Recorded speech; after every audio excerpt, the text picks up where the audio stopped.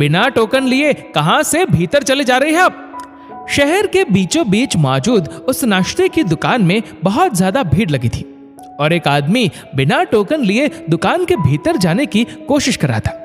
ये देख दुकान के कर्मचारी ने उसे रोका। मुझे काउंटर पर बैठे उस आदमी से कुछ काम है, ये कहते हुए वह दुकान के भीतर जाने के लिए आगे बढ़ा, लेकिन तभी उस कर्मचारी ने उस आदमी की बांह पकड़कर एक और खड़ा कर दिया। रुकिए, अभी भीतर बहुत भीड़ है, जब भीड़ कम हो जाएगी तब मैं आपको उनसे मिलवा दूंगा। असल में बिना टोकन लिए किसी भी ग्राहक को दुकान के भीतर जाने की अनुमति नहीं थी, इसलिए कर्मचारी भी मजबूर था, क्योंकि कई बार दुकान में भीड़ का फायदा उठाकर कई ग्राहक बिना टोकन लिए ही प्रवेश कर जाते थे और नाश्ता करने के बाद चुपचाप बाहर भी निकल जाते थे। ग्राहकों की चालाकी और दुकान के कर्मचारियों की लापरवाही का पूरा नुकसान दुकान के मालिक को बर्दाश्त करना पड़ता था। इसलिए उस नाश्ते की दुकान के मालिक ने अपने दुकान के कर्मचारियों को सख्त हिदायत दे रखी थी कि जब तक कोई ग्राहक टोकन नहीं ले लेता उसे दुकान के भीतर आने की अनुमति नहीं मिलनी चाहिए। दुकान के बाहर दुकान में मौजूद व्यंजनों के कैटलॉग के साथ साथ टोकन देने की पूरी व्यवस्था की गई थी ताकि किसी भी प्रकार की हेरा फेरी से बचा जा सके। लेकिन इन सब के बावजूद वह आदमी बिना टोकन लिए भीतर जाने का प्रयास कर रहा था। खैर, दुकान के कर्मचारी ने उसे वहीं एक किनारे रुकने का इशारा किया और काउंटर पर बैठे उस दुकान के मालिक के पास गया।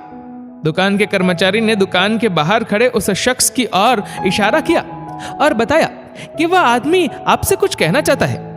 दुकान का मालिक ग्राहकों से टोकन के रुपए वसूलने में व्यस्त था, इसलिए उसने उस साधारण सी वेशभूषा में दिख रहे आदमी की ओर कोई खास गौर से नहीं देखा और उसे यूं ही खड़ा रहने का इशारा किया।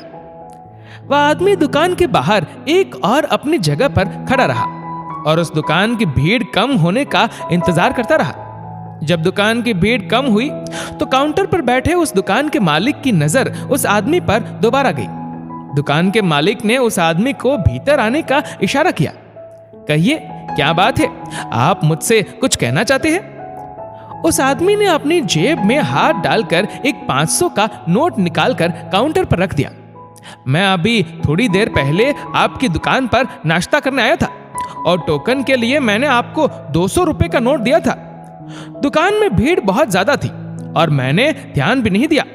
आपने गलती से 100 रुपए की जगह मुझे ये 500 रुपए का नोट वापस कर दिया था। ये कहते हुए उस आदमी ने वह 500 रुपए का नोट उस दुकान के मालिक की ओर बढ़ा दिया। आप अपना ये 500 का नोट रख लीजिए और मुझे मेरे 100 रुपए दे दीजिए। दुकान का मालिक उस आदमी की बात सुनकर आश्चर्य में पड़ गया, लेकिन अपनी साफ नीयत का परिचय देते हुए दुकान के मालिक ने कहा कि मुझे नहीं लगता कि मैं ऐसी गलती कर सकता हूं। हो सकता है ये नोट आपका ही हो और आपको कोई गलतफहमी हुई हो। दुकान के मालिक की बात सुनकर आदमी मुस्कुराया। गलतफहमी का तो कोई सवाल ही नहीं उठता, क्योंकि आज सुबह से ही मेरी जेब में मात्र एक वही 200 का नोट पड़ा था, जिसमें से 100 रुपए का भोजन मैं आपकी दुकान पर कर चुका हूं और 100 रुपए किराया देकर अब वापस अपने घर जाऊंगा। उस आदमी की ईमानदारी और साफ नियत देखकर उस दुकान का मालिक उससे पूछ बैठा, आप इस शहर में कहीं कोई नौकरी करते हैं? नहीं, लेकिन हर रोज इस शहर में नौकरी की तलाश में निकलता जरूर हूं। क्या आप हमारी दुकान पर काउंटर संभालने की नौकरी करना पसंद करेंगे? उस आदमी की ईमानदारी से प्रभावित दुकान के मालिक ने उस बेरोजगार को रोजगार ऑफर कर दिया और अपनी ईमानदारी की मिसाल पहले ही पेश कर चुका वह शख्स अचानक नौकरी का प्रस्ताव पाकर निशब्द हो गया। दोस्तों, इस वीडियो को लेकर आपकी क्या राय है नीचे कमेंट करके जरूर बताएगा, और अगर आपको वीडियो अच्छा लगा हो तो इस वीडियो को लाइक करेगा, शेयर करेगा ज्यादा से ज्यादा लोगों तक, और ऐसे ही और भी इंस्पिरेशनल वीडियोस के लिए सब्सक्राइब करें हमारे यूट्यूब चैनल को और फेसबुक पर फॉलो करें हमारे पेज को। धन्यवाद।